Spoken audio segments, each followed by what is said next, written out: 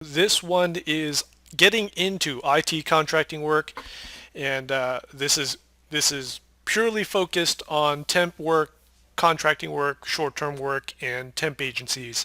We will not talk about regular work. That is will be another future session, but this is just for IT contracting work. You can stop me at any time by typing in the chat window if you have questions. If you've been to the other meetups, you kind of know how that works.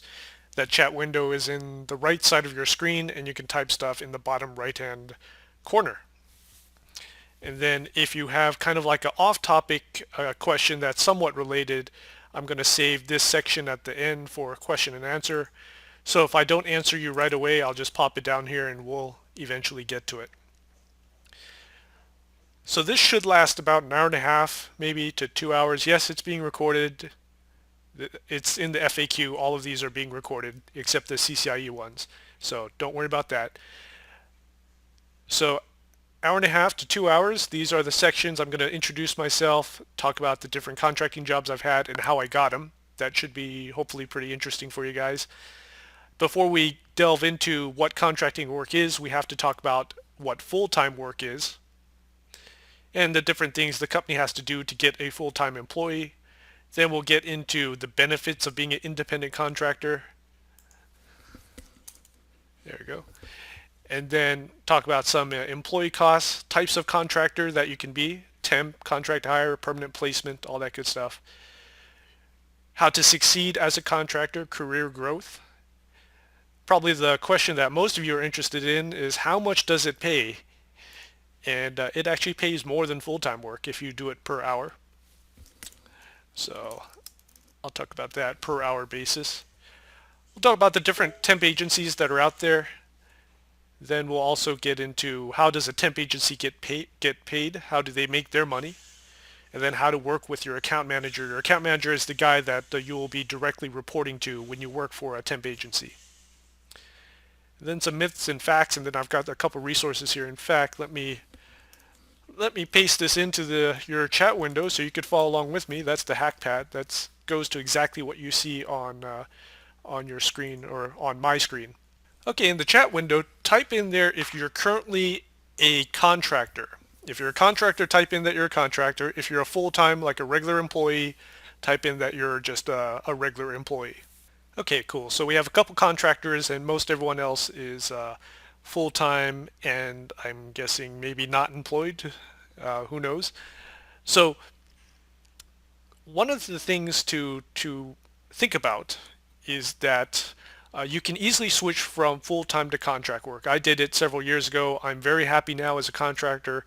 And as an introduction, I'll tell you my first contracting job that I got was actually while I was still at UCLA. So I didn't have, I think I just got my A+, and it was a kind of like a weird job. It was helping print out the monthly statements for GTE, big telephone company. And the only reason I got this job was that I didn't have that much experience and they were looking for kind of like a lowly type guy who could do this almost menial mainframe type task. It was load in all the paper, do some mainframe commands, and the printer is off and running. So I don't think I would have gotten that job if I would have been fully certified like CCIE, MCSE, all that type stuff. So that's one of the myths, is that to be a contractor, to get into this, you have to be Uber certified, the top of your game, that type of stuff. There are certain jobs that you can get just by being there and being just A+ certified. So I had that GTE job. Then I got a couple jobs doing complete migrations, and that's where we go in over a weekend or over a week and we replace 200 to 300 computers. So that's an A+ type deal. Then I got a couple Microsoft gigs, a couple server gigs, and then it just ballooned from there. Currently I'm a contractor for Panda Restaurant Group. They are Panda Express, and I've been here since November as a network engineer. Before that I worked for Ascolta, and before that a bunch of other places. So that's a little bit introduction about me. Of course, I run this group and we've been doing it for about 3 to 4 years. and it's been pretty successful. So before we talk about contracting work specifically, let's talk about full-time work. And we'll talk about it both from your perspective as an employee and from the business's perspective. Okay? So as a full-time employee, what do you get? You get a salary, right? Hopefully it's decent. Hopefully you're getting medical, dental, and life insurance. You're getting holiday and sick pay, right? Now, a lot of companies you're seeing out there, what are they doing? They're combining the holiday and sick pay into what they call it, like comp time or something like that, where if you're sick, that's taken away from your vacation as well. It's kind of dirty, but a lot of companies are doing it. The company is also paying for your unemployment insurance, 5%, 7%, whatever it is in your state. They're also paying for your Social Security. And as you get into a larger company, they're paying for stock options, stocks, 401k, retirement, all that good stuff, right?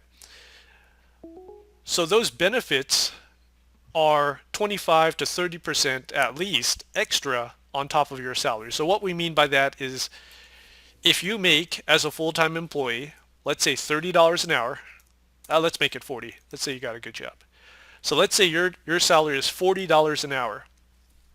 25% of that is $10 an hour. Your benefits are probably costing the company an extra $10 to $12 per hour on top of that. So you're actually costing the company $50 plus per hour. Okay? Does this part make sense for everyone? So it's not just your salary. We're adding in all the extra stuff that your company has to give you, right? So some people don't think about that, but these benefits cost a lot of money. So what's the consequence of this? Well, if a company knows they're going to pay you all this extra money, they're going to be very careful in selecting a full-time employee. The interviews, the number of interviews, the types of interviews you're going to go through, the background checks, the drug tests, all that stuff is because they want to make sure that when they pay you all this extra money that you're going to stay and you'll be worth the money that they pay you. Now let's take a look at it from a accounting aspect.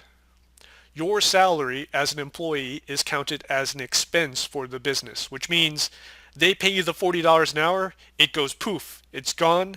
They'll deduct it as a payroll expense, but other than that, it's gone. As an independent contractor, looking at it from a business perspective, right off the bat, business gets to save 30% because they don't need to pay your medical. They don't need to pay your unemployment. There's no Social Security. There's no stock options. There's no retirement.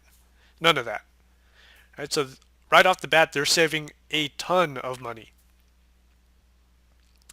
But something people don't think about is that it's much easier to hire you for a technical job because your salary, what you're going to get paid, is not going to be under payroll most of the time. It's going to be under a project.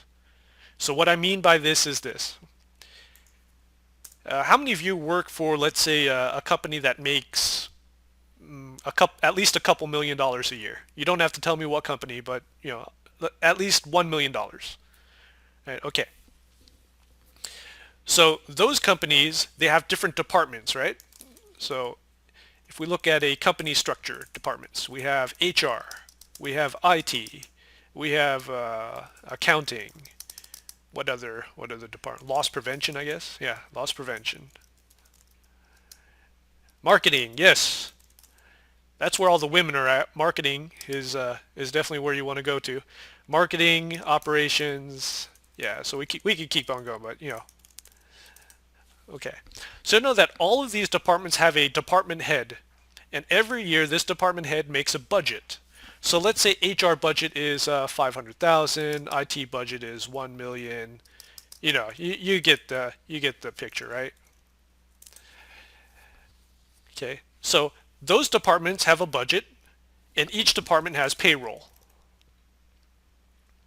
And then in addition to all that, every year each department has a certain number of projects they do. So let's say for HR, one of those projects is to update the resume system. So when you apply to the company, their system is like completely mail based, it's crappy, and they want to update to some web wazoo portal where you type everything in and it figures out stuff. You know. Now this project is going to cost $100,000. Okay? So most likely this project, there are going to be lots of things to do in this project, maybe doing some Exchange upgrades, maybe putting in a new Windows server, buying a new switch, who knows what it is. And also it's most likely that this company does not have all the skills necessary to do this. So they're going to hire a contractor. And when they pay you, that money is going to come out of this $100,000. It's being taken out of this project money. Now when they pay you, after this project is complete, your money came out of that 100,000. That $100,000 is now called an asset. That asset goes under the asset column of the company, and they can depreciate this over several years. So now the company owns this stuff. It makes the company more valuable. Whereas when they pay you as a regular employee under payroll, it makes the company less valuable. Okay, does that concept make sense? Okay, you got to think about it not from an IT perspective, but think about it from a business accounting perspective, right?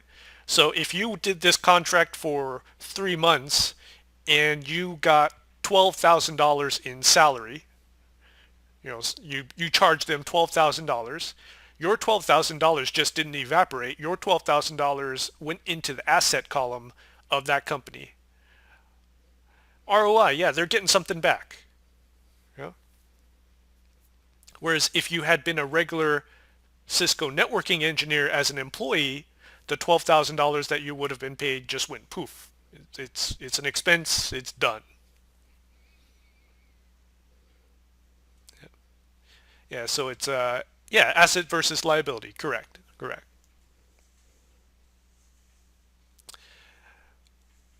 Now, for those of you guys who work in fairly large companies, how many projects are there in a company? There's tons. There's a lot of projects. I know here we're doing an ungodly number of projects.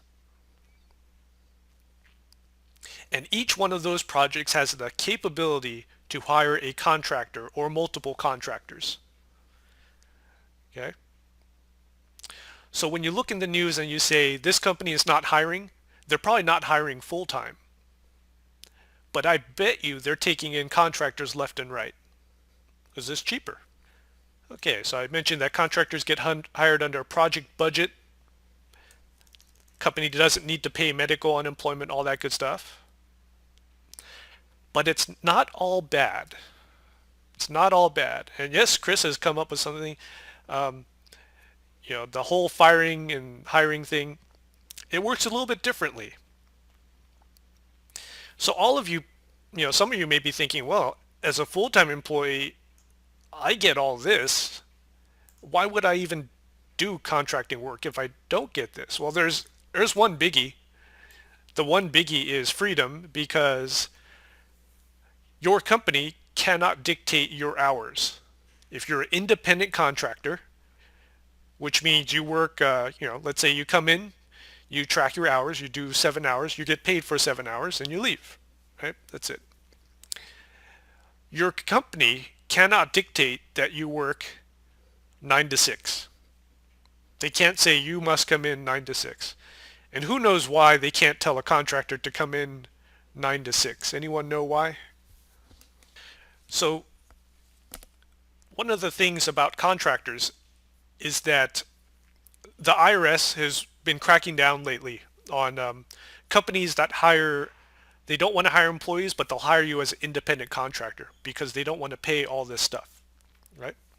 So the IRS released this 20-point bulletin. It's kind of like standards of when are you a contractor and when are you not a contractor.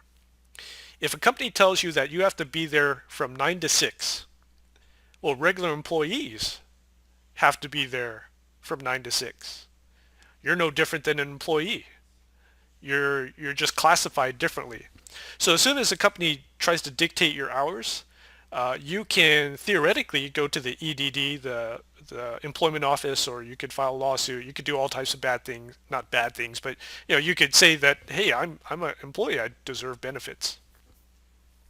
So that's why companies cannot dictate hours to a contractor. They can say like, per week you should do 40 hours as a guideline, but the flexibility that I have is like, if I want to come in late, I come in late. If I want to take a week off, I tell them and I take a week off. Right? When I took Narvic's boot camp, it was 1 week. I said, hey, the week before, um, I said, I'm going to take this week off. They're not paying me, so they're happy. You know, I can take a month, 2 offs, or a month or 2 off in Thailand, like I just did. They're happy with it. I come back, I continue work. They don't have to pay me for that month, so it helps out. So Kenneth has a question. Can they say this project must be done by X date? Yes, they definitely can say that. Yeah. Well, most projects have a specific end date, right? They say phase 1 has to be completed May 1st and phase 2 has to be completed May 15th, that type of stuff. So,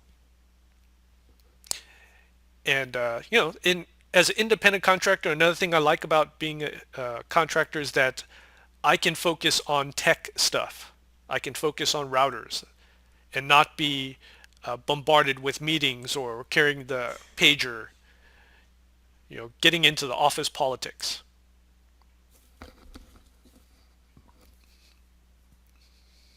So Kenneth has another question. Can they build projects for years to require you to work 40 plus hours a week?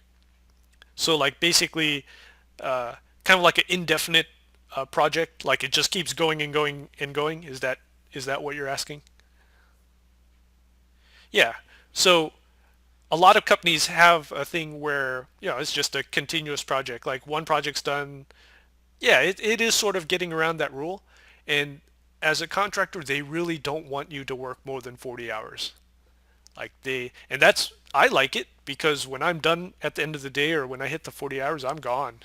I, you know, so they really don't want to pay the overtime on that. And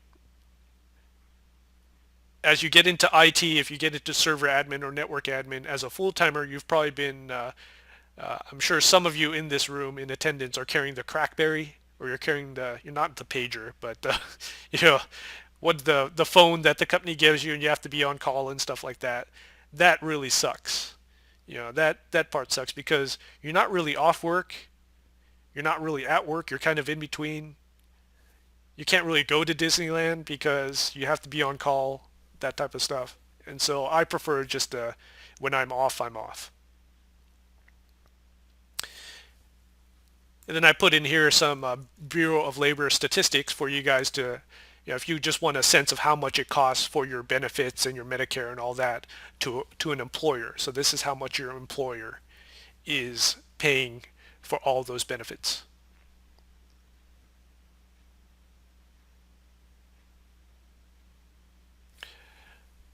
Okay, so before I get into the types of contractor, any questions up until this point? So any questions about the financial aspect,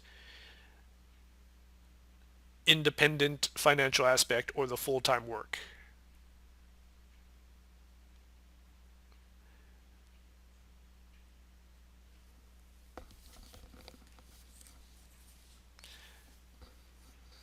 Yeah.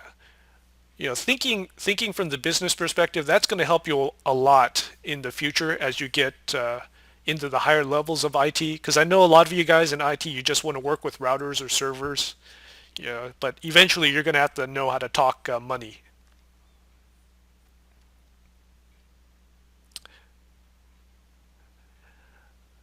Okay, so we have a question about liability and we have a question about transition. Yes. Okay, let me put this down here.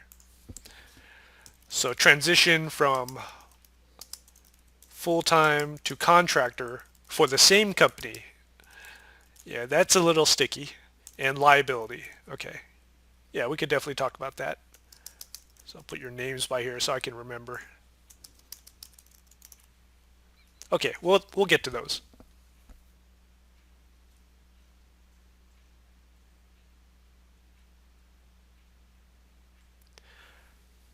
Okay, types of contractor. Now, there's actually really only two types of contractor, but the third type is what temp agencies like to do to you. So the first type is the plain old temp, right? You were there for a 3 month project, 2 month project, whatever. You're hired for a specific time. Usually it's like 3 to 4 months. And you bill out 40 hours a week, right? At a set rate. That's probably what most people are at when they work for a contracting or temp agency. So that's the regular contractor. You're just billing out per hour and you'll last 3 months. Now, what happens here is that a lot of times at the end of the 3 months, if they like you, they'll just say, hey, do you want your contract to be extended? And you just keep on working for another 3 months. Yes, we'll get to security clearances. That's where you make big bucks. If you have a security clearance and you want to work as a contractor, you might as well just buy the printing press, and take it with you because you're just going to print money. And it's pretty sick money. Yeah. Okay, so the regular temp, it's a set time. You do per hour. You usually bill 40 hours a week, and it's very simple. 9 to 6, 9 to 5, whatever, and then when you stop work, you stop work. That's the most common type. The second type, contract to hire, CTH. So what contract to hire means is you first start off as a temp. The company is looking at you going, will this guy or will this gal fit into our company? And if they like you, they hire you as full-time. So it's kind of like a try before you buy type arrangement.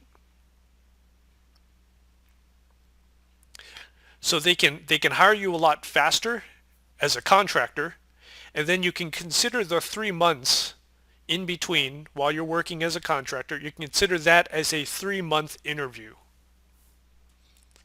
Because I'm sure you've had coworkers come on, they've aced the interviews, right? They kicked ass in the interviews. And then when they started on their first day, you kind of look at them and go, really? Like what? How'd that happen? How'd he get hired? So in this case here, contract to hire, CTH, it's a 1 month, it's 2 month, 3 month interview. You're actually working and they're checking you out. I don't like doing these. I don't like doing contract to hire because these days I specifically request short-term gigs. I only want short-term gigs because that's what I like. Yeah, it's like a probation. It is exactly like a probation. Because when you're on if you think about it, as a full-time employee, probation is normally 3 to 6 months anyways. So a company is looking at this and saying, oh, why don't we just do it on the cheap?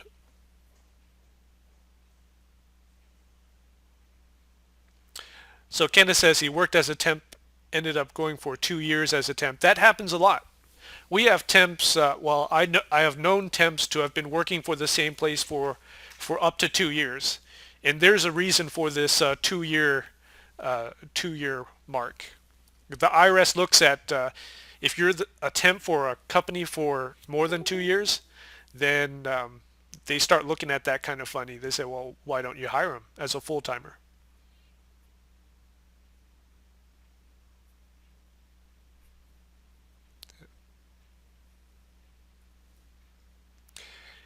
Now, the last thing that these temp agencies do, they do a permanent placement.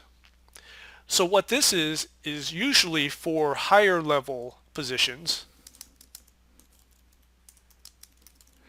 things like CEO, CIO, chief network engineer, chief network architect, higher stuff, jobs where people have to think more, have to do budgets, it's like half IT, half business. And so what this is a company's been trying to find a top guy for a while, and it's just not working, right? They've been interviewing people, they can't really find people. And so they will tell a temp agency, a staffing company, they'll say, hey, do you have any, do you have any candidates that you can find for us? The contracting agency will do their interviews, their testing and stuff. They'll do the background checks and help out with that. And then they will refer these guys to the company, and then of course they'll do their stuff. If the person is actually hired, the contracting company gets a bounty. So you will be hired as actually a regular employee. You're not going to work for the contracting agency. You're actually, I like to call it, you've been whored out to the company, and now you're working for not the contracting company, but the real company as a full-time employee. And they get a bounty. And we'll talk later about how much they get, but generally it's 1 to 3 months of salary. So think about this. You may be thinking that's not a lot. But on a job that's 200K, a 3-month chunk of 200K is a lot of money, no matter how you cut it. So, a 3-month chunk, and it could even be more than that. Some of the CEO level stuff, it could be a 6-month or 1-year chunk. Actually, I know when a contracting agency helped hire a CEO at one of my former companies, the bounty was a year salary. So that was like 500K that guy got. So does the types of contractors, does this make sense? Any questions about this part? So as I said, I like doing the short-term stuff, 3 to 6 months. Permanent placement is also another thing. CTH is kind of weird. I don't like doing that, but some people do. Okay, Chris has a question. Preference on 1099 or 1040. I'll talk about that later under getting paid. But I love 1099.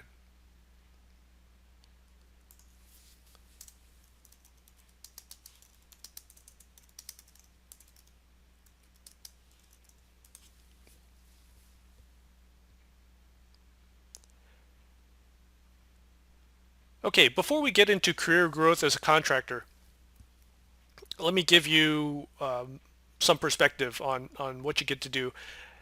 I already told you that you get to do mostly technical stuff. You don't get sucked into a lot of the politics. It's almost as if you're invisible. Once you sit down, you're the network guy. You're doing network stuff. Whereas when you're a full-time guy, you're doing everything but network stuff, it seems, right? So it helps to be on top of your game for anything, but it also is really good to be very certified in your area. CCNA, CCNP, certs in the contracting arena are much, much more valuable than full-time. I'm sure you guys have heard some of your coworkers, I'm going to get CCNP. It's not going to help me. It's not going to help me get promoted, but I'm just going to get it. Right?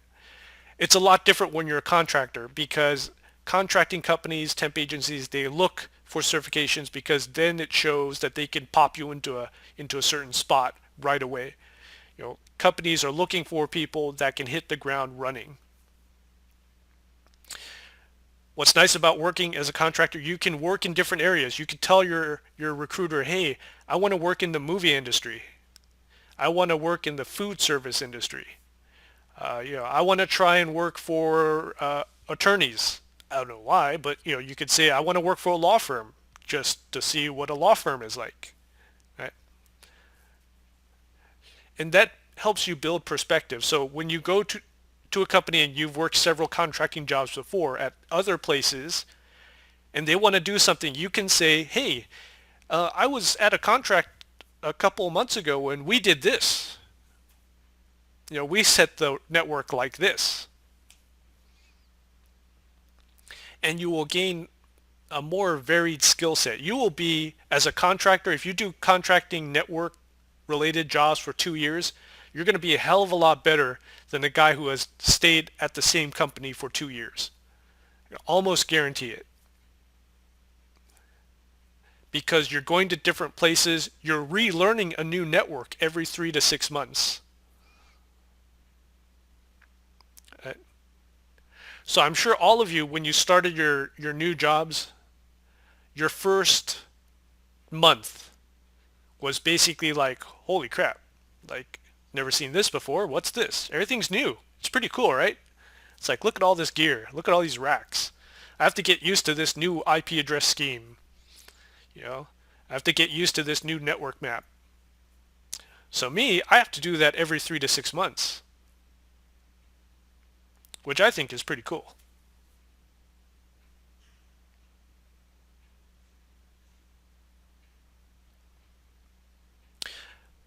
Okay, so Jamie's asking, how do I get rid of the third party when doing corporate to corporate work? That's going to be a little bit tougher, but I'm going to give you a little different way of looking at it when I get to the pay part.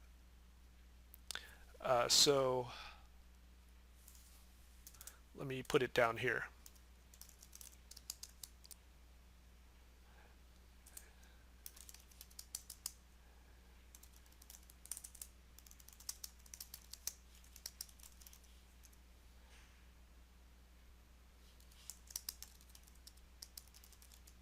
Okay, so I'll get to that area.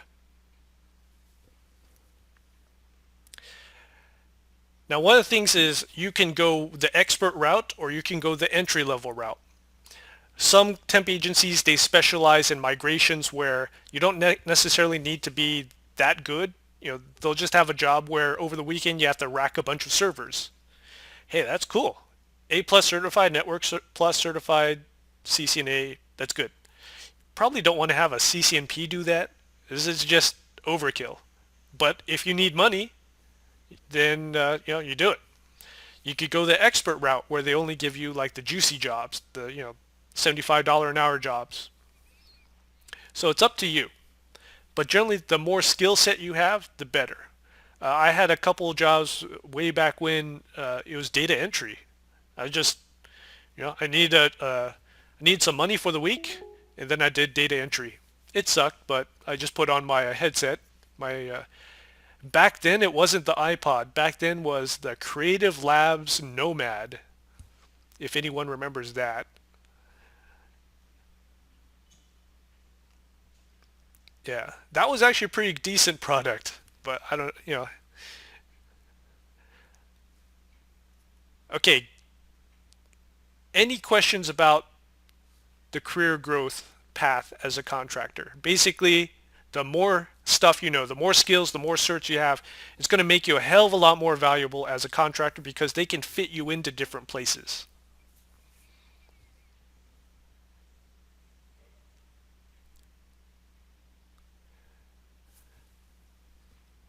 Okay, the money.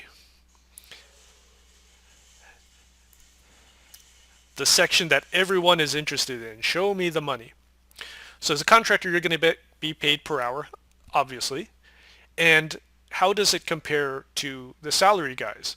Because you hear a lot of salary guys say, well, if you include all the benefits, I'm making more money than you. Why don't everyone keeps asking me, why don't you become full time? Why don't you become salary? And so look at the people around you that are salary. Are they working 40 hours a week? So as salary, let's say your salary is 60,000 a year, right, as a full timer.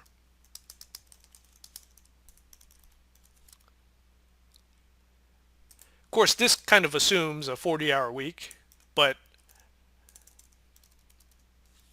an average IT network admin, network engineer, server admin, how many hours a week are they working?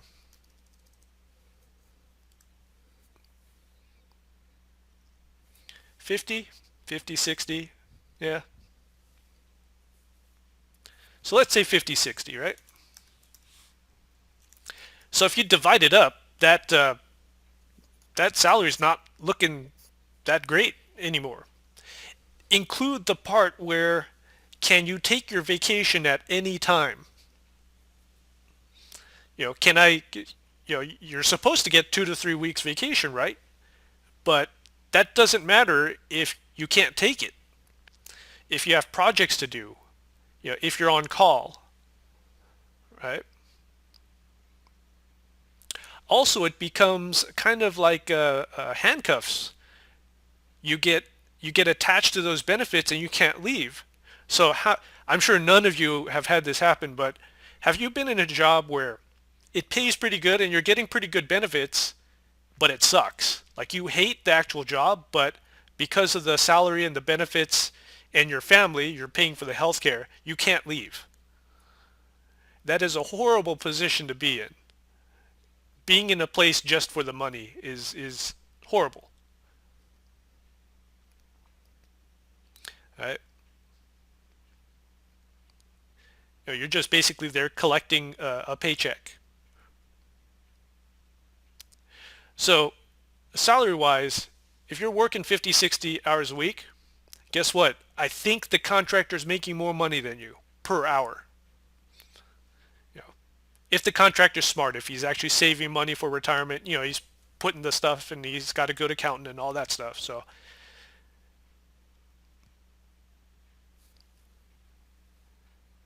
now, of course, people ask benefits, vacation, unemployment. How do you do vacation? I just tell them I want to take a week off. And they have no company has ever denied me that because they're not paying me for that week. I just pick a week that's not busy and I'm gone.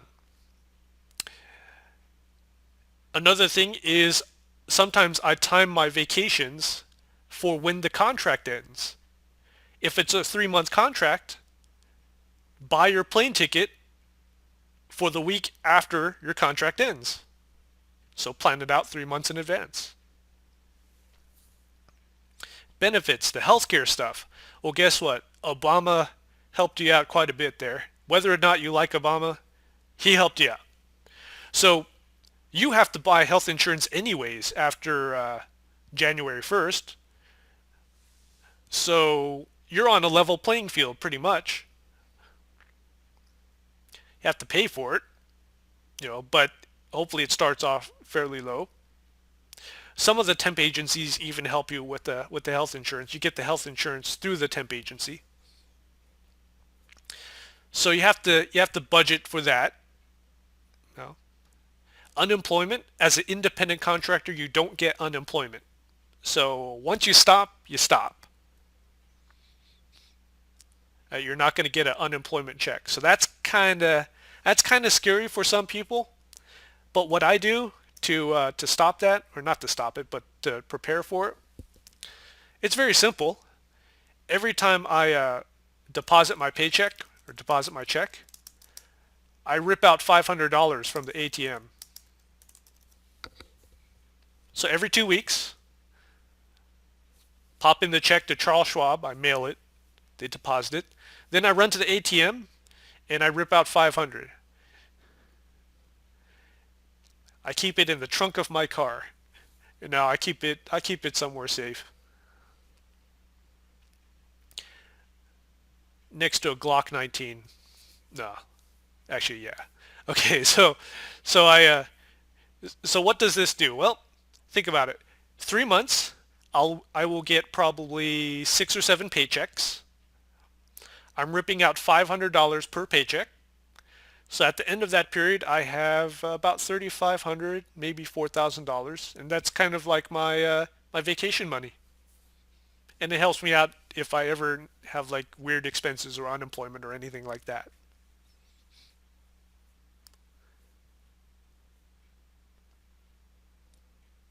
Yeah, rainy day fund. That's exactly what it is.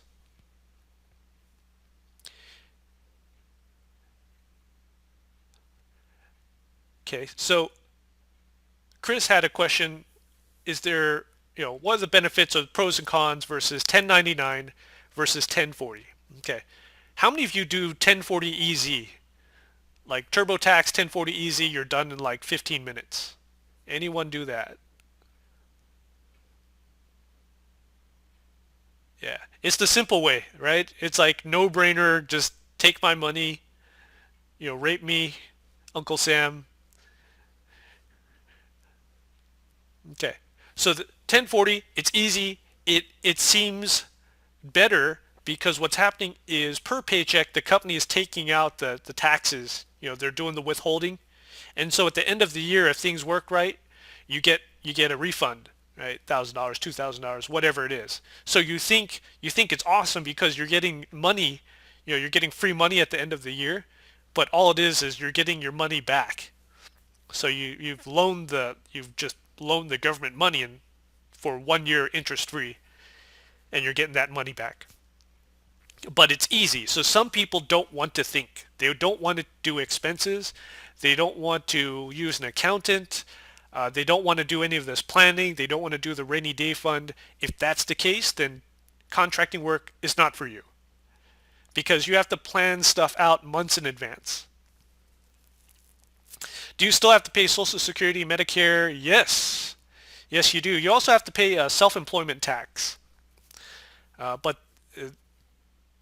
we're gonna talk about that a little bit later. Now the 1099, which is what I do. Uh, Now I should probably say that uh, I'm not giving any tax advice now, so you should always consult an accountant. I'm just giving general stuff. So with the 1099, you get to deduct a lot of stuff as a contractor, especially if you say your home office is your main office. Because then as you travel to different companies, you get to deduct transport. You get to deduct a lot of stuff like cell phones and the space you have at your home, computers, laptops, wear and tear on your car. You get to deduct a heck of a lot of stuff as a contractor.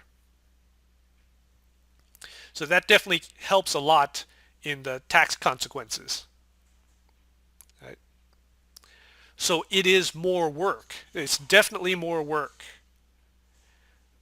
But if you do it right, you'll pay a lot less taxes in over the years. Yeah, training, exactly. Conventions, DEF CON, Cisco Live, all that stuff. Um, a lot of deductions open up to you when you go 1099 versus 1040. Yep. So once again, consult your accountant, but you'll find that as you go 1099, you'll be like, wow, I can deduct this now and I can deduct that now. That's pretty cool.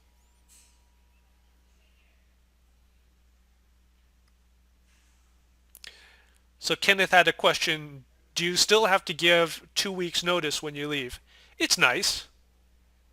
I Now in the jobs that I'm at, because they tend to be more kind of on the higher end, I give a lot more than 2 weeks notice. I give a month because, I mean, for them to find another Humphrey Cheung, that's tough, you know. So I give them a lot of time. Yeah, but 2 weeks is the normal time, right? You don't have to give them 2 weeks. As a contractor, you could just bail. Actually, as an employee, you could just bail too. But um, the thing to worry about here for this 2 weeks notice thing, you have two people that you have to keep happy. You have to keep happy the company you're working at, and you have to keep happy your account manager at the temp agency. So two places.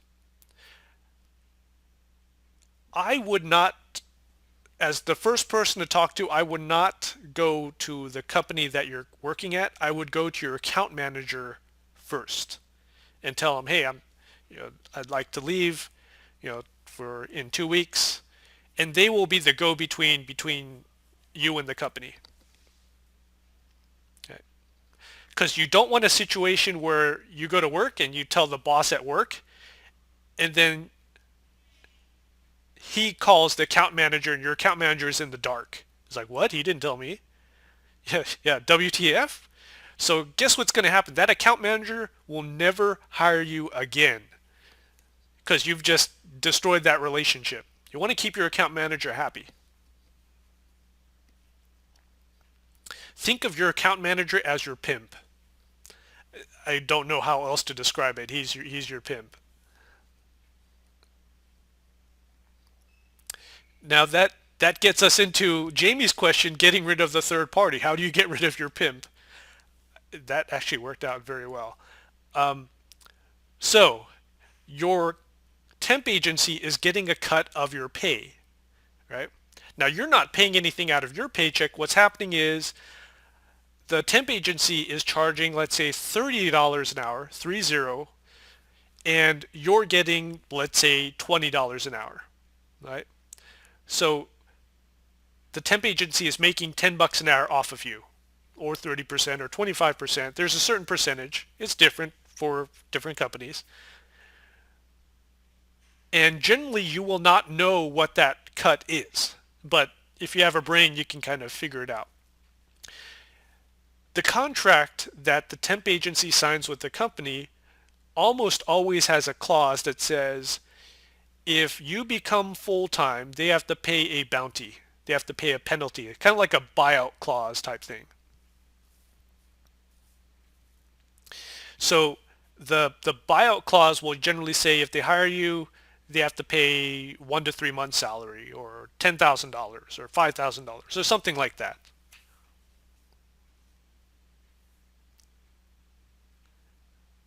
Right?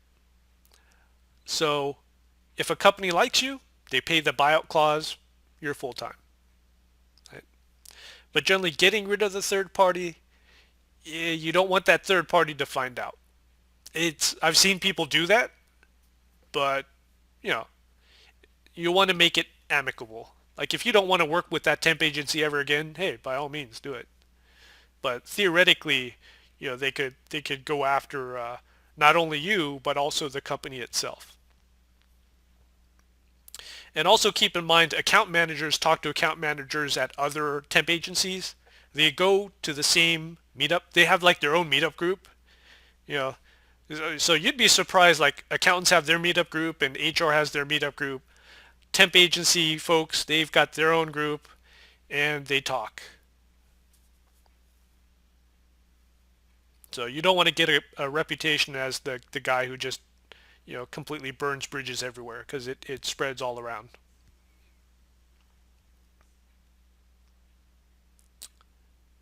Yeah, so Jamie has a question, getting gigs without the third party. That's what I do.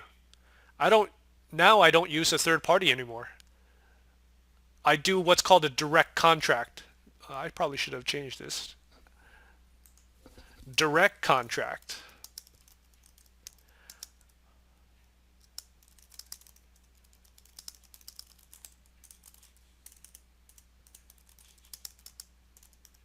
So what I do is I don't have a go-between. I could have, but I chose not to. I signed the contract directly with my current employer. So technically, I am my own company. And I get all the money. Yeah. When you get when you get a lot of skills, you can do this a lot more.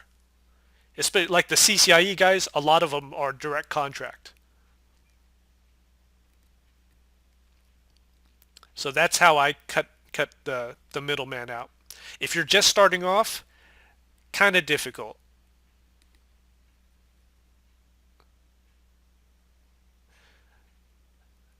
I'm kind of lucky because I have a lot of good word of mouth around here. I know people. Having the YouTube channel kind of helps. Having the meetup group kind of helps. So I go to a lot of meetups. I meet people. I network in person. But that's the people aspect of it, the soft skills aspect of it. And I know William's going to have a meetup about that. But to get to that point, you have to be good. So if you suck, having soft skills is probably not going to help you. So not only was I good, but I networked with a lot of people past that point.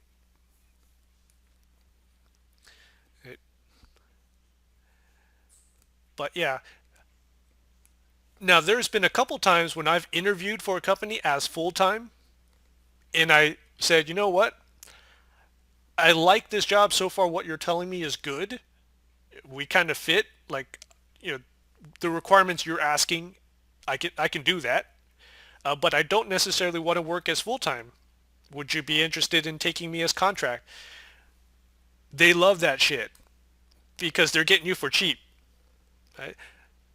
So if you offer that, if they only want to hire full time, but you bring up the contracting part, chances are pretty good they'll go for it. Yeah, it's my last several jobs in Southern California. They've all been word of mouth.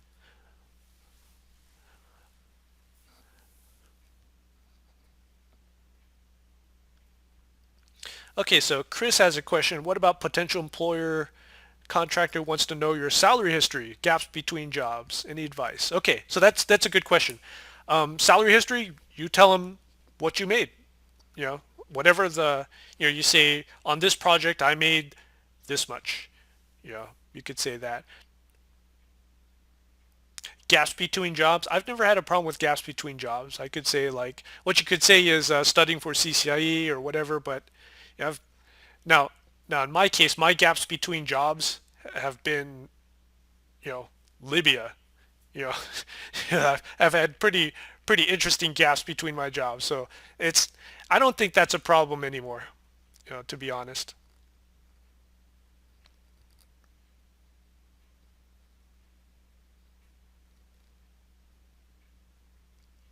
Okay, so Kenneth has a question.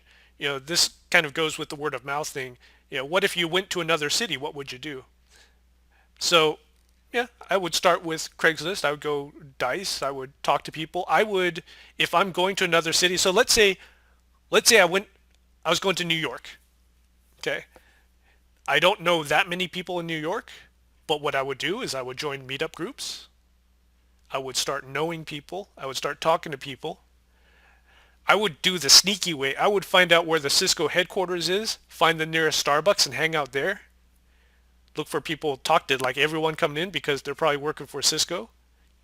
You pick the right times to go there.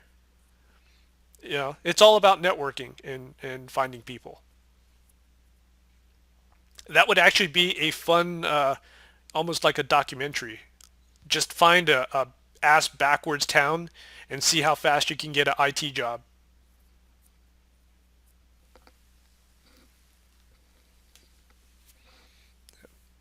But yeah, the more certified you are, the more contracts you get under your belt, the more work you get under the belt, the easier it is to get this stuff. It's not hard. It's not hard at all. In fact, every day in my email, I'm getting bombarded with these offers that I could take them, but it's like I'm already working here, so don't really need them. So that's kind of a nice position to be in, is when you make your account manager come to you. That's kind of the point you want to be at. You want to be so well known that they're throwing jobs at you instead of you kind of begging and groveling for a job.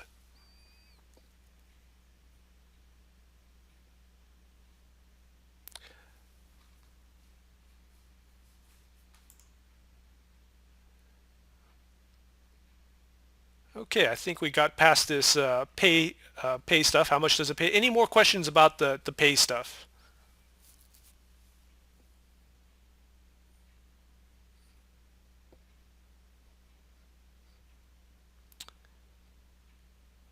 What's the market rate? Different depending on different things. You know, here in Southern California for like most network jobs, it's around 70 to 80.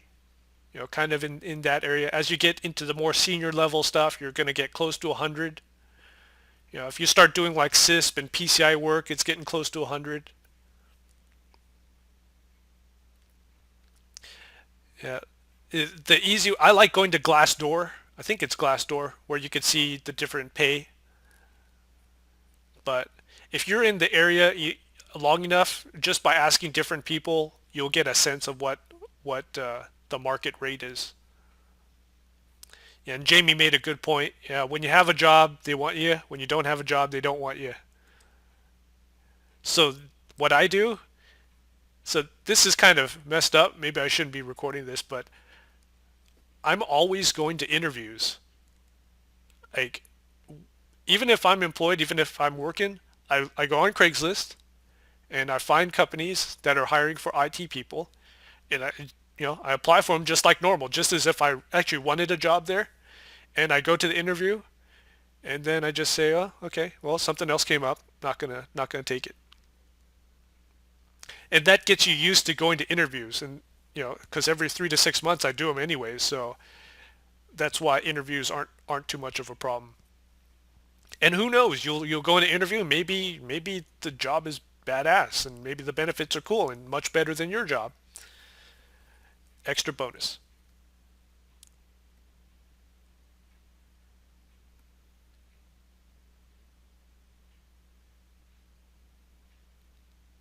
Okay, so Kenneth has a question. So let's say you are talking with a company for a full-time position. It's for X amount, and you throw in the proposition, and do you just throw an extra 35% on top of it? You might 35. I don't do 35%. I do 25%. Maybe I'm cutting myself short, and then you can negotiate around there.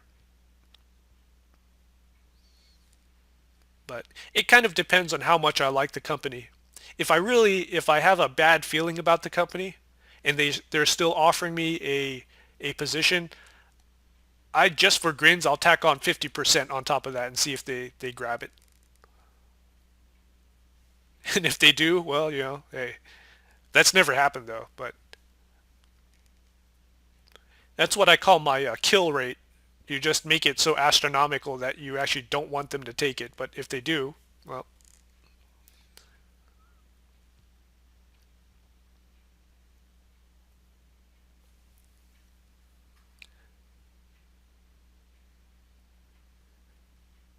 okay, let's talk about the different temp agencies. So temp agencies, staffing services, and employment agencies, they all mean the same thing, pretty much. Now I know these days they want to call themselves staffing services, but you know, just to make them sound more professional, because when you say temp agency, it kind of has a negative, almost a negative connotation. So they're trying to call themselves staffing services. The large firms out there taking several billion in revenue a year. These are kind of like the big ones. Now, when I look for a temp agency, there are temp agencies that are non-IT based, like normal stuff.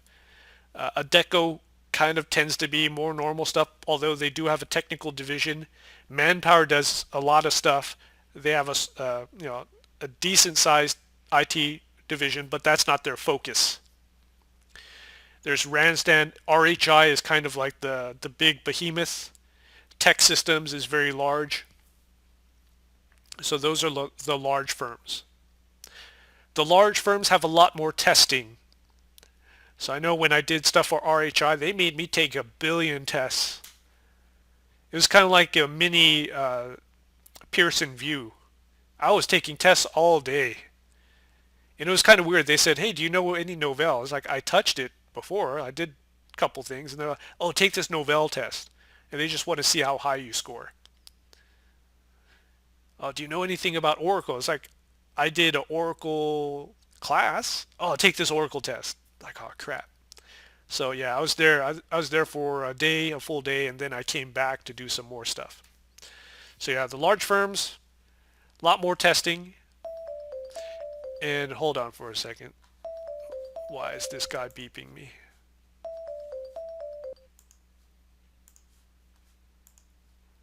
Okay. Then we have the smaller firms. These could be local firms like here in Southern California, we have a couple local firms. These are like 1 and 2 person shops that do this stuff. Sometimes they're a lot better because you get a lot more personal attention. You actually get to talk to your account manager whenever you want. There are firms that specialize in security clearance folks. DynCorp, SAIC, there's tons and tons of security clearance temp agencies out there. I personally like dealing with the smaller companies because I like talking to an account manager. I like helping them out and they help me out. But it's also good to apply for tech systems and Manpower, the big ones, because they'll just get off the wall stuff. Like when I was working as before all this, I was working as security guard. These big agencies, they'll have things like, we need 50 people for the Oscars. Oh, cool. I'll work the Oscars, no problem. So just weird stuff. Yeah.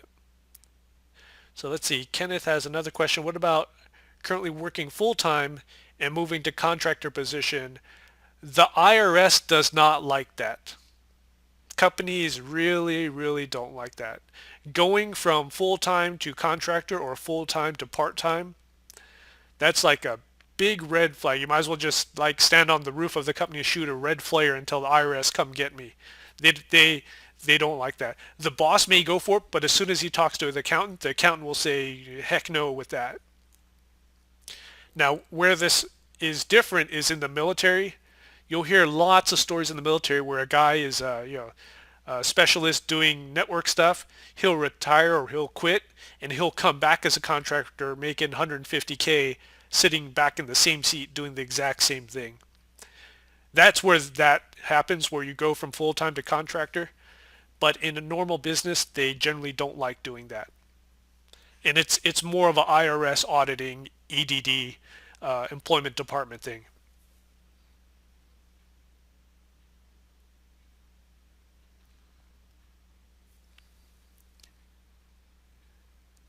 So how does the agency get paid? I talked a little bit about that. The bounty for the permanent placement, bounty of 1 to 3 months or percentage of the first year's salary. For the higher levels, it could be a whole year salary. And when you're doing short-term gigs, they're doing probably a per hour fee on top of your salary. So it could be 30% of your salary, could be $10 an hour, could be $5 an hour, something like that. Um, Now I remember there was a question saying, I don't want them to take that cut. It feels like they're making money off my hard work. I want you to think about it a little bit differently. Think about it in terms of you might not have gotten that job without their help. So yeah, you're paying, they're making $5 an hour off of you, $10 an hour off of you, but it's better than you making zero. Right? So in that sense, it's fair, right? So what is fair? If you like the job, if you're getting paid a decent amount, okay, they're making $5 an hour off of you, $10 an hour. No biggie, not a big deal. I've often thought, it would be pretty cool to form my own employment temp agency. Just feed it off of RouterGods, take the best people out of RouterGods and do it. I think I just gave away my business plan. The heck with CCIE, forget that. Just make a temp agency. I didn't say that. Okay, finding the right temp agency to work for, you can work for multiple ones. Don't just pick one. You're not expected to only work for one temp agency. Sign up for 6 of them. You'll just have to juggle. They all know that you're working for other temp agencies. It's fine. That will give you more opportunities for jobs. They'll call you up more often. If you want to get 40 hours a week and be continuously employed, you will have to work for more than one temp agency.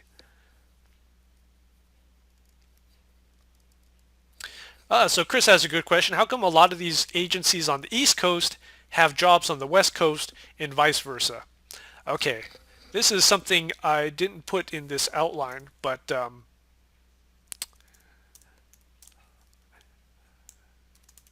I'm going to call some temp agencies bottom feeders. There's probably another term for it, but bottom feeders is probably correct.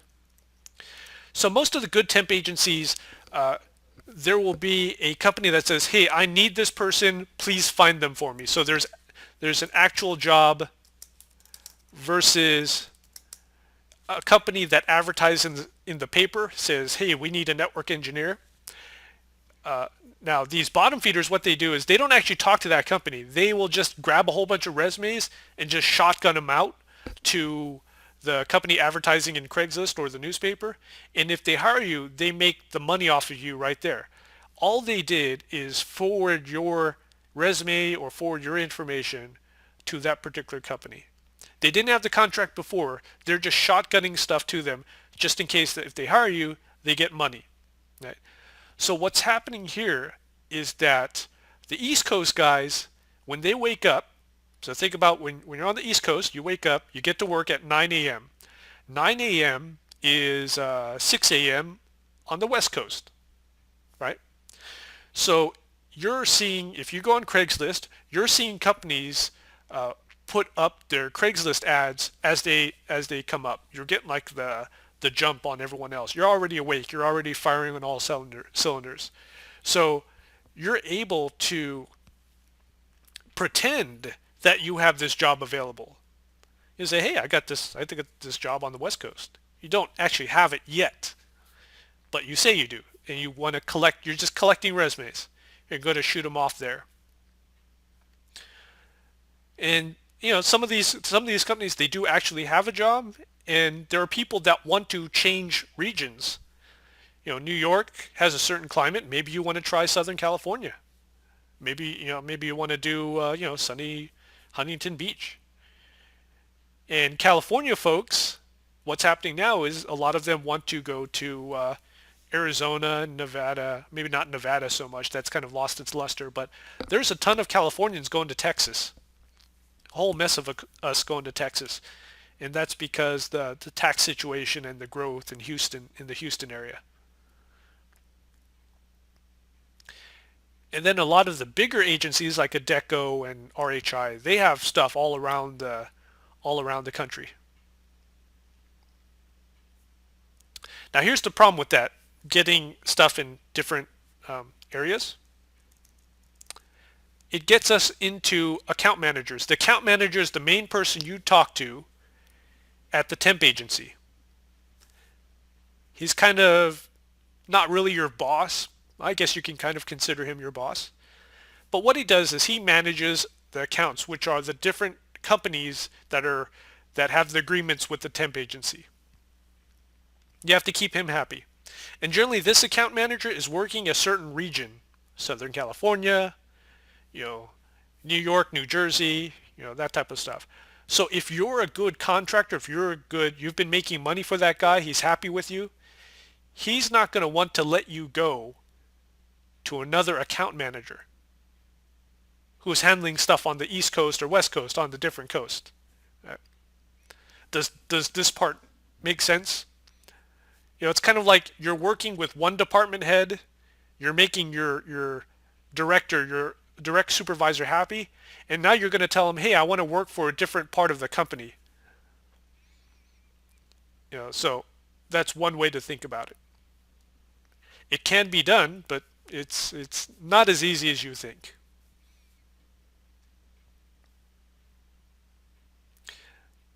So going back to finding the right temp agency, you don't have to pick just one, pick a bunch of them. Try to pick an agency that specializes in IT. So they all have, most of the agencies out there have an IT department. Go for that.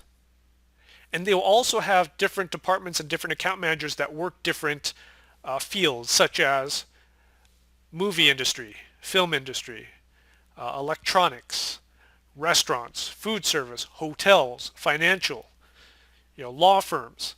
So if you want to go towards, when you visit that temp agency, say, hey, what's your specialization? Where do you have the most business? Is it banks? Is it, accounting firms? So you can concentrate on the temp agency that will put you in the spot you want.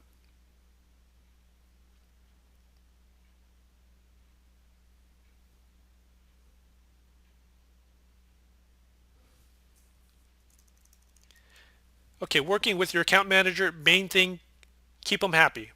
Keep them happy. The key is you got to be flexible. So this means if you're willing to work any shift, any day, weekends, tell your account manager that. Tell them exactly what you want. If you say, hey, I'm willing to go down even to I need money, so data entry, shoot me a data entry. Cisco routers, shoot me Cisco routers. You know, you have to be exact. Tell him exactly the models of Cisco routers you've worked on. ASR 1002, ASR 1006, Nexus 7000, you know, firewalls, FortiGate, this model, that model. And that way when he gets the job from the company and the job description will have all these words, and usually account managers aren't that technical, he'll just look at your resume and go, oh, okay, yeah, that kind of matches. So tell them exactly what you want. Buzzwords, yeah. Tell them if you want a full-time job, a permanent job, or if you only want short-term gigs.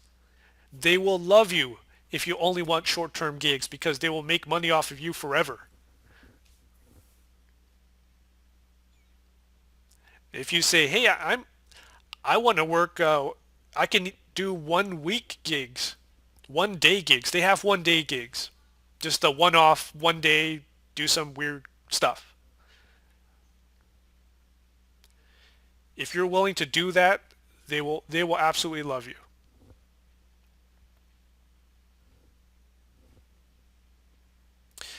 It's definitely not stable, but you got to if you're just starting off, you got to do what you got to do.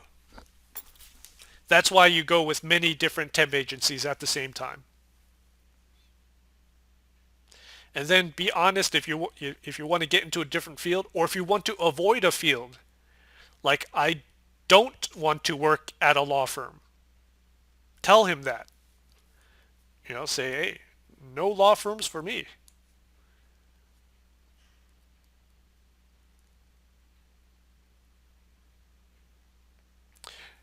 Any questions about picking the temp agency to work for or picking or working with your account manager, keeping your account manager happy? Yeah, that's usually most companies will want to actually meet in person. That's not, that's pretty common.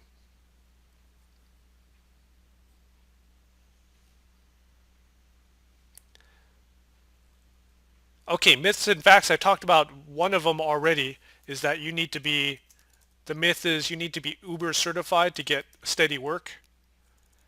You don't necessarily need to be Uber certified because sometimes they're just looking for a warm body to do some menial, really lowly stuff. And in certain instances, being crazy certified will prevent you from getting that job. But that's where working with your account manager comes into play because you tell them exactly what you want. Say, yes, I am CCNP certified, but I'm willing to ghost computers. Stuff like that.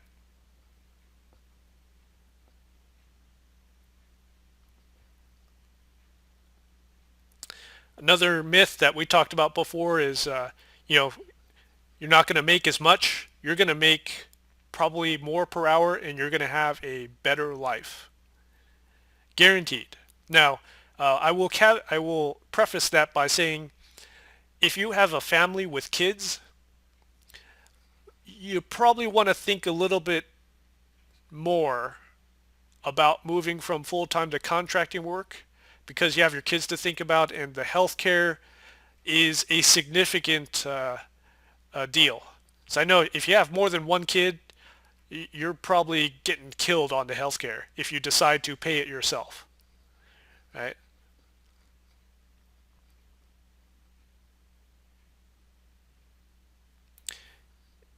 Yeah, there you go. Yeah, I've been on, the company paying for your healthcare. That's a pretty damn good perk. It takes a lot to overcome that. But having the freedom, being able to leave anytime, I think that more than outweighs a lot of stuff. And then a lot of people say, well, it's like you, it's not going to look as good, having 4 different 6-month jobs versus 2 years at the same job. Now, if you say it right in the interview, say, hey, I've been in 4 different environments, 4 different networks, 4 different routers, 4 different configurations, versus the other guy who spent 2 years at one place. He probably learned it in 3 months, and then the rest of the time he was just playing Minesweeper. Another thing as well, when you do short-term gigs, when you leave the job, you have to document everything that you did so that your replacement will know. So you're making maps and you're doing all that stuff. That's pretty cool because you're continuously doing that. Usually at a full-time job, and I'm sure some of you have run into this, at a full-time job you say, I don't need to make a network diagram. I'll just do it later. And later never comes. But as a contractor, you're doing all this documentation constantly because you have to justify your money.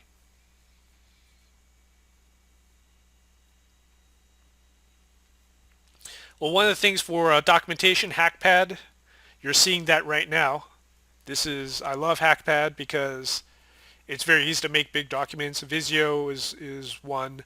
Um, I do the Camtasia.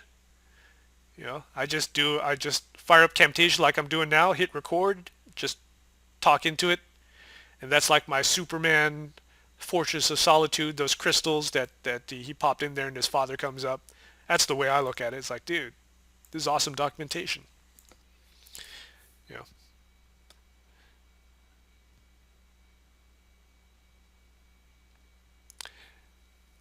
And then, dealing with the unemployment, dealing with, yeah, I kind of like it. You get the free time to recharge. Doing all the interviews, constantly doing interviews, you have to constantly keep your resume updated. That's good. You should always keep your resume updated. So if you know your contract's going to end in 3 months, hey, polish up that resume. You know, be comfortable with being uncomfortable. That's kind of like the motto for a contractor. You're always changing places.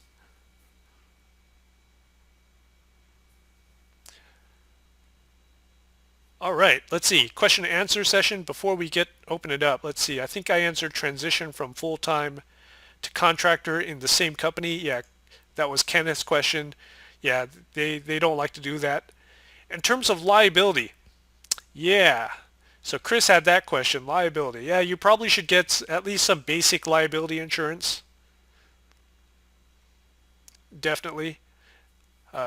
Just whatever the basic is for whatever state or whatever your accountant business advisor recommends.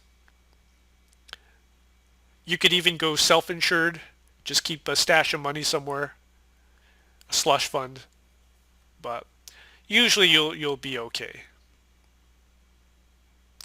Clearances, yeah, if you have a clearance, man, DynCorp, SAIC, just dice.com has a special section for guys with clearances. It's so easy. It's awesome. How do you get a clearance? Whoa. Um, you don't just get a clearance. You have to work for a company that's willing to sponsor you for it, and that's pretty tough sometimes. A lot of these contractor jobs that require clearances, you already have to have the clearance. But but yeah, people already have them from military service, government service, stuff like that. Yeah, I don't know how much money it is that DoD is charging now. I forget, but yeah, oh geez, is that how much they're charging for doing the clearance? Yeah, so but once you get that clearance, it's a lot of money. Yeah, I have a good friend who's working in Afghanistan right now. All he's doing is A plus stuff. That's all he's doing. He's making 120 for A plus. Yeah, so this is because he has a clearance. So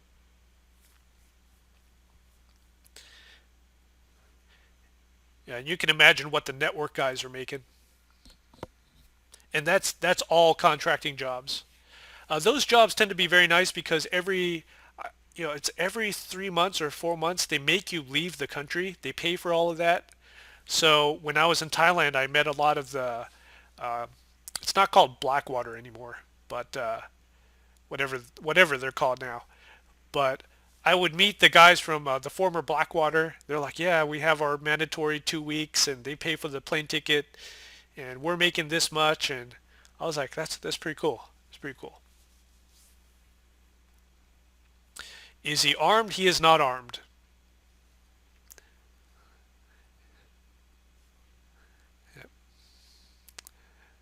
Okay, and in this hack pad, I put in a couple of resources, the link to the IRS thing, there's a Wall Street Journal article about how you can save a lot of money on your taxes if you become an independent contractor. It's pretty funny the scenario that they used. They said, what if you made 150,000 a year as a contractor? Here's how you can get your taxes down to zero. And they kind of walk through all the things you could do. So that's a pretty good link to get more information. But I'm going to open it up to question and answers. If you want to type in the chat box, that's fine. If you want to open your mic and do it that way, that's also fine as well. So question and answer about contracting work. Anything that I did not cover.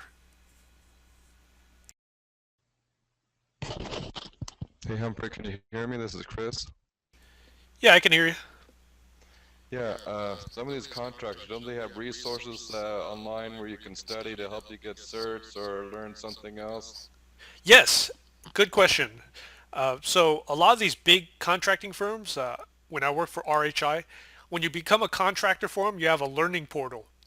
So it's it wasn't that great because it seemed that they just bought the courses from CBT. It wasn't CBT Nuggets back then, but it was actually called CBT something, and it was video training, and they had video training on everything, and you could learn a lot of stuff. Uh, a lot of these other contracting firms, they will pay for your CCIE, and the reason they're going to pay for your CCIE is after you get it, they're going to pimp you out for a lot more per hour. So they're going to make a hell of a lot more off of you. So yes, definitely. The smaller guys I have found don't do that. It's generally the bigger guys like RHI, and I don't know if Adecco does it, but the large guys definitely give you educational resources to help you out.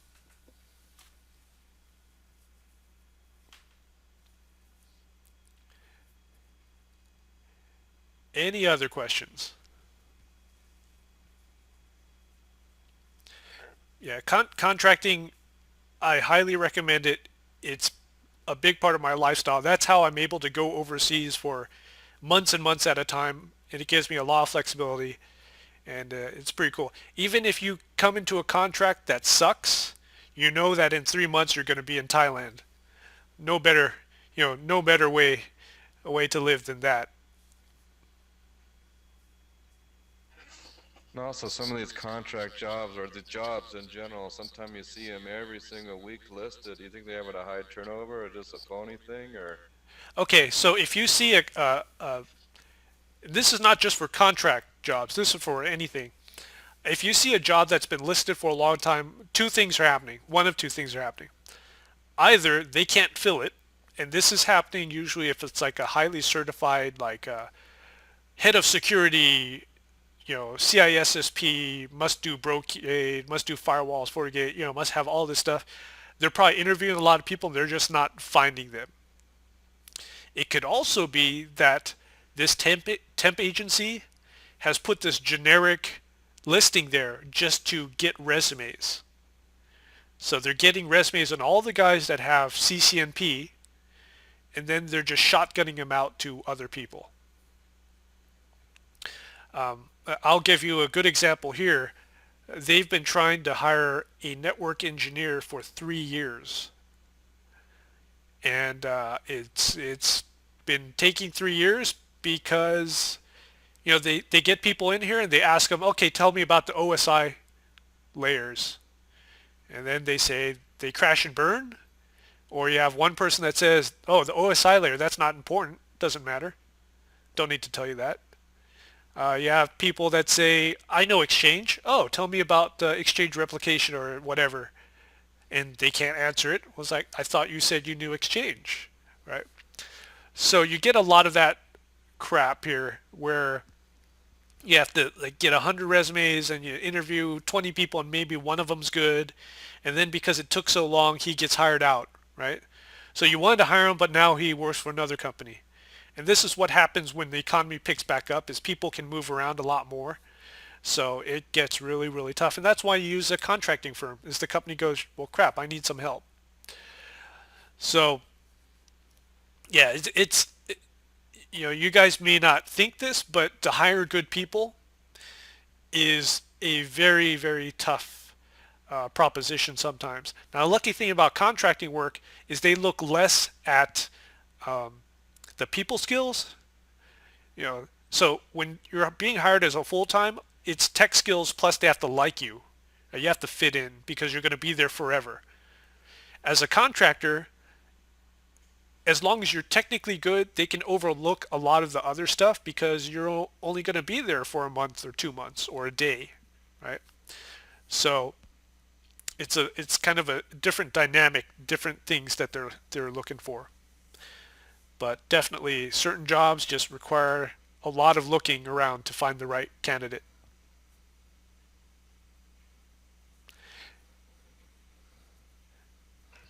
And some of these people like Kaiser, you can have every single qualification to a T. You send your resume and you never hear from them no matter what. So I guess a lot of inside stuff, I guess they just put in the paper because they're legally obligated or something, right? Yeah. Oh, I'm used to having resumes not answered because you figure if you shoot out 10 resumes, maybe one or two you'll get an email back, and that's when you're first starting off. Nowadays, I don't do the whole resume shotgun thing. I just talk to my friends, and it's a lot easier. If you have the right people on your Facebook, and you put on your Facebook, "Hey, I'm looking for a job." I have several dozen friends in IT in California. If I put on my Facebook, "Hey, I'm looking for a job," I'm going to get some hits. They're going to come back. Oh yeah, my company's hiring. So and that's why you make friends in the meetups. You go to these in-person meetups like in New York. So it's very fortunate you guys have a nice meetup spot that you can meet people. California is a lot different. We just live too damn far apart in California to do that. And also, Humphrey, if your friend recommends you, it's going to be a lot better if you're just some Joe off the street, right? Exactly. That's how I got my current job. It was a guy in the meetup, and he needed some help. He referred me. Didn't do any technical. There's no technical interview. It's just go in there, meet my boss, meet the other boss, and done.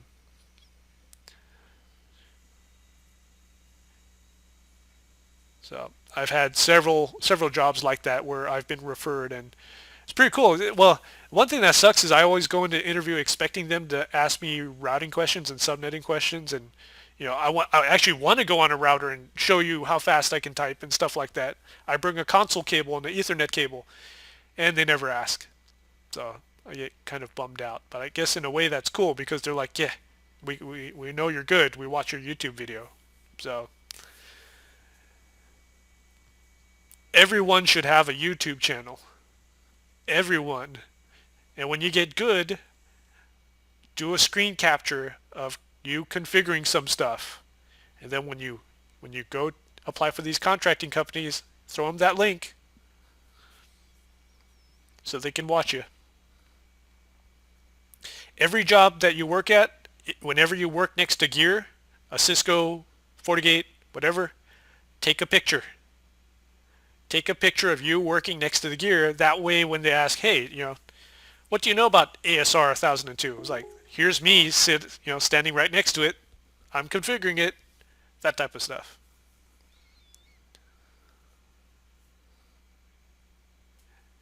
Or you take a picture of the data center. If you set up the data center, take a picture of all those racks and say, I set up all this. And I can explain everything I did. I did this for the racking. I did this for the servers. I did this for the IP addressing. Because that's one of the questions. Like, tell me about the last network you worked on. It's like, okay, here's the Exchange servers. Here's, all this stuff.